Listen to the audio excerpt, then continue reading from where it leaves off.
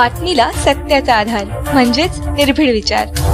शिरपूर तालुका police स्टेशनच्या हद्दीत मिळालेल्या गोपनीय माहितीच्या आधारे कारवाई करत अवैध दारूची चोरटी वाहतूक करणाऱ्या वाहनावर पोलिसांनी कारवाई केली आहे। याबाबत पोलीस निरीक्षक जयपाल हिरे यांना गोपनीय माहिती प्राप्त झाली होती की सेनवा मध्य प्रदेश राज्याकडून धुळ्याकडे येणारा एक कंटेनर क्रमांक HR55 AA 5036 हा येत असून त्यामध्ये अवैध दारूची चोरटी वाहतूक होत आहे।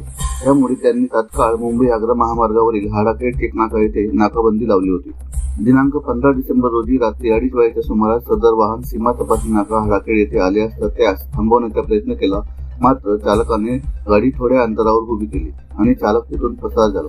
या गाडीची झडती घेतली असता त्यात कोणतेही अधिकृत कागदपत्र दिसून आले नाहीत। शिवाय या वाहनातून युबर्ट beer, all season reserve whisky, royal general whisky, royal challenge, fine reserve whisky अशा विदेशी दारूचे बॉक्स मिळून आले।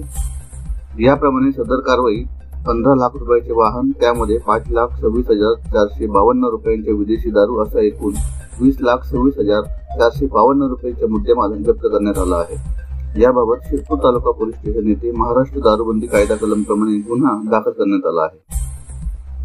सदरची कारवाई माननीय श्री श्रीकांत दिवरे पोलीस अधीक्षक धुळे, श्री किशोर काळे अपर पोलीस अधीक्षक धुळे, श्री सुनील गोसावी उपविभागीय पोलीस अधिकारी शिरपूर विभाग शिरपूर यांच्या मार्गदर्शनाखाली पोलीस निरीक्षक Jaipal Hire, police constable Santosh Patil, police constable Swapnil Bangar, Sanjay Bhoi, Yogesh More, Dhanraj Gopal, Sunil Pawar इत्यादींच्या पथकाने केली आहे। सदर गुन्ह्याचा तपास पोलीस उपनिरीक्षक गोविंद पवार